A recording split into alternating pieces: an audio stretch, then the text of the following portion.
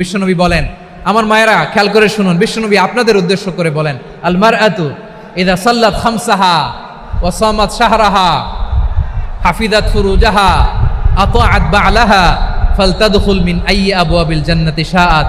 বিশ্বনবী বলেন, ও রমণীরা, ও নারীরা, যে সমস্ত নারী এই চারটা কাজ করবে, এই চারটা কাজের গ্যারান্টি দিবে, তাদেরকে জান্নাতের 8টা দরজার গ্যারান্টি দেয়া হবে। কি চারটা কাজ? এক নাম্বার, আল মারআতু ইযা সাল্লাত খামসাহা, যে নারী 5 ওয়াক্ত নামাজ পড়ে। কি করে? জেলা স্টেডিয়ামে অবস্থানরত আমার নারীরা, বোনেরা, বিশ্বনবী আপনাদেরকে 4টা কাজের কথা বলেছেন, খুব বেশি না। 4টা করলে 8 জান্নাতের দরজা সব খোলা। কোনটা দিয়ে যাবেন? যেটা দিয়ে মনে চায়। 1 নাম্বার 5 ওয়াক্ত নামাজ। আমার বোনেরা জোহরের নামাজ পড়তে পড়তে এটা আসরে নিয়ে যায়, আসর পড়তে পড়তে এটা মাগরিবে নিয়ে যায়। এরকম আসরা নাই? লালমনিরহাটে হয়তো নাই। আমার বোনেরা এটা করবেন না। ইন্নাস সালাতা কানাত আলাল মুমিনিনা কিতাবাম মাওকুতা, সময় মতো পড়বেন। সামাত শাহরা, রমাদানের রোজাগুলো রাখবেন। হাফিজাত ফুরুজাহা, যে নারী তার চরিত্রকে হেফাজত করে, তার প্রাইভেট হেফাজত করে, তার লজ্জাস্থান হেফাজত করে। ও মায়েরা, আপনার এই গর্ভ যে কত দামি আপনি জানেন না। আপনার এই গর্ভ থেকে জন্মাবে আগামীর সালাহুদ্দিন আল আইয়ুবী। আপনার গর্ভ থেকেই জন্মাবে ইমাম আল মাহদি আল মুনতাযার। আপনার পেট থেকে জন্মাবে আবু সাইদের মতো বীর সৈনিক। আপনার পেট থেকে জন্মাবে মুগ্ধের মতো বীর মুজাহিদ। আপনি জানেন না কে আসবে আপনার পেট থেকে। সময়টাকে কাজে লাগান, ইসলামকে বুঝেন, মানেন, আমাদের ইসলামিক লেকচারগুলো শোনেন। আমরা যে বার্তাগুলো, ইনস্ট্রাকশনগুলো, দিক নির্দেশনাগুলো আপনাদের খেদমতে রাখি, এগুলো মেনে চলুন। আপনিই পারেন আপনার ঘরটাকে জান্নাতের টুকরা বানাতে। একটা family, it's a very big institution and you are the MD, the managing director of this institution. চিল্লায় বলেন ঠিক কিনা? চাইলেই পারেন ঘরটারে জান্নাতের টুকরা বানাতে। 5 ওয়াক্ত সালাত, রমাদানের রোজা, নিজের চরিত্রের হেফাজত, ও আতাআত বা'লাহা, স্বামীর আনুগত্য। এটাতে অনেকে ভুল করে থাকে। হায় রে আমার বোনেরা, স্বামীর আনুগত্যকে এটা নিজের অপমান মনে করবেন না। আপনার স্বামী আপনার সবচেয়ে বড় গার্ডিয়ান, তিনি আপনার সবচেয়ে ভালো চায়। নারী কখনো গার্ডিয়ানশিপের বাইরে থাকতে পারে না। হয় আপনি বাবার গার্ডিয়ানশিপের ভেতরে, বাপ না থাকলে ভাই আপনার গার্ডিয়ান, ভাই না থাকলে চাচা গার্ডিয়ান, বিয়ের পরে আপনার স্বামী আপনার গার্ডিয়ান। শরিয়া সম্মত স্বামীর আদেশগুলো আপনি মেনে চলবেন, কিন্তু শরিয়া বিরুদ্ধ কোনো আদেশ মানতে আপনি বাধ্য নয়। আওয়াজ করে বলুন সবাই ঠিক কিনা? এই 4টা কাজ যদি কোনো নারী করে, বিশ্বনবী বলেন জান্নাতের 8টা দরজা খোলা। তোমার যেটা দিয়ে মনে চায় সেটা দিয়ে জান্নাতে তুমি এন্ট্রি নিতে পারবা। আমরা এখানে লালমনিরহাটের সোহরাওয়ার্দী ময়দানে আজকে যেমন একত্রিত হতে পারলাম, আল্লাহর জান্নাতেও যেন একত্রিত হতে পারে। আল্লাহ তুমি তৌফিক দান করো। আল্লাহ আমার এই কলিজার টুকরা যুবক ভাইদেরকে তুমি ওমরে ফারুকের মতো কবুল করো। জেলা স্টেডিয়ামে অবস্থানরত আমার মা বোনদেরকে তুমি ফাতেমার মতো, খাদিজার মতো কবুল করো। আমার ভাইরা, বিশ্বনবীর বয়স তখন প্রায় 51 বছর। কত বছর? বিশ্বনবীর সবচেয়ে কাছের মানুষ খাদিজা রাদিয়াল্লাহু তাআলা আনহা ইন্তেকাল করেছেন। বিশ্বনবী বড্ড কষ্ট পেলেন, হৃদয়টা ভেঙে খান খান।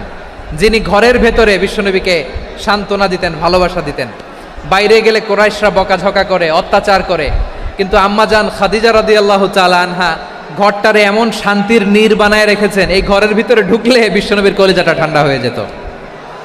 এজন্য রব্বুল আলামিন বলেন, খাদিজা, ও আমার বান্দি খাদিজা, জান্নাতে এমন স্পেশাল একটা ঘর আমি তোমার জন্য রেডি করে রেখেছি। ওই ঘরের মধ্যে কোনো আওয়াজ নাই, ওই ঘরের মধ্যে কোনো নয়েজ নাই, ওই ঘরে কোনো বিশৃঙ্খলা নাই। কারণ মক্কার জমিনে আমার নবী কুরাইশদের বিশৃঙ্খলা, নয়েজ আর ঝামেলাগুলোকে উপেক্ষা করে যখন তোমার ঘরের ভিতরে ঢুকতো, ঘরটারে তুমি শান্তির নীড়, ঠান্ডা, নীরব, নিস্তব্ধ, নিঝুম আর শান্তির নীড় বানিয়ে রেখেছো। এজন্য জান্নাতে স্পেশাল একটা শান্তির নীড় আমি তোমারে উপহার দেব। ওই প্রিয়তমা স্ত্রী খাদিজা ইন্তেকাল করলেন, বিশ্বনবীর হৃদয় ভেঙে খান খান। আবার ওনার চাচা আবু তালেব ইন্তেকাল করলেন, যিনি পলিটিক্যাল শেল্টার দিতেন নবীকে। কে দিতেন? আবু তালেবের ভয়ে, বিশ্বনবীর এই চাচার ভয়ে কোনো মুশরিক নবীর গায়ে হাত দেওয়ার সাহস পায় নাই। এখন স্ত্রীও নাই, চাচাও নাই, নবীকে আশ্রয় দেওয়ার কেউ নাই, নবীর চারদিকে অন্ধকার, নবী এখন কই যাবেন? আমার পেয়ারা নবী নতুন স্টেশন খুঁজতেছেন, নতুন দাওয়াতি প্ল্যাটফর্ম খুঁজতেছেন। তিনি যায়েদ বিন হারেসা রাদিয়াল্লাহু তাআলা আনহুকে নিয়ে মক্কার পাশের একটা নেইবরিং সিটি তায়েফে চলে গেলেন। কোথায় চলে গেলেন? লালমনিরহাটের ভাইয়ের আওয়াজ করে বলেন, কোথায় গেলেন? তায়েফে চলে গেলেন দিনের দাওয়াত দেওয়ার জন্য। কি দেওয়ার জন্য? নাকি জমি কিনতে গেছিলেন? জমি কিনতে, দুনিয়ার যশ খ্যাতির জন্য, নিজের কোনো লাভের জন্য? তায়েফবাসীদেরকে জাহান্নামের আগুন থেকে বাঁচানোর জন্য। আওয়াজ করে বলতে হবে, ঠিক কিনা? বিশ্বনবী বিশাল মরুপথ, পাহাড়ি পথ পাড়ি দিয়ে তায়েফের মরুজমিনে গেলেন কোরআনের দাওয়াত নিয়ে, ইমানের দাওয়াত নিয়ে। কিন্তু তায়েফের লোকেরা বিশ্বনবীর দাওয়াতকে শুধু প্রত্যাখ্যান করেই থামে নাই, তারা বিশ্বনবীর সাথে অত্যন্ত খারাপ আচরণ করেছে, বিশ্বনবীকে শারীরিকভাবে হেনস্থা করেছে, আমার নবীকে শারীরিকভাবে অত্যাচার করেছে, আমার পেয়ারা নবীর গায়ে পাথর মেরেছে, বিশ্বনবীর গা বেয়ে ঝরঝর করে রক্ত ঝরেছে, নবী জামিনের মধ্যে লুটিয়ে পড়েছেন, আবার মেরেছে, আবার নবী হাঁটতে শুরু করলেন, পেছন থেকে আবার মেরেছে, আবার নবী রক্তাক্ত হয়ে জামিনের মধ্যে লুটিয়ে পড়লেন, আবার মেরেছে। বিশ্বনবীর মতো এত সুশ্রী মানব, বিশ্বনবীর মতো এত শুভ্র মানব, বিশ্বনবীর মতো এমন চমৎকার দেহাবয়ব দিয়ে রব্বুল আলামিন কাউকে বানান নাই। এরকম চমৎকার মানুষটাকে তারা তায়েফের ওই জমিনে রক্তাক্ত করেছে। বিশ্বনবী দুনিয়ার কোনো স্বার্থের জন্য সেখানে যান নাই, নিজের কোনো লাভের জন্য, প্রাপ্তির জন্য যান নাই, তায়েফবাসীদের জাহান্নামের আগুন থেকে বাঁচাতে গিয়েছেন। ঠিক কিনা বলেন? খেয়ে না খেয়ে দিন প্রচারের কাজে নিজেকে দিয়েছ বিলিয়ে, তায়েফের কাফিরেরা চিনল না সে আলো, দুষ্ট ছেলেদের পিছু দিল লেলিয়ে, পাথরের আঘাতে ক্ষত বিক্ষত হয়ে সারা শরীর থেকে রক্ত ঝরে। এ রাসূল তোমাকে ভুলি আমি কেমন করে, এ রাসূল তোমাকে ভুলি আমি কেমন করে। পারেন না আপনারা?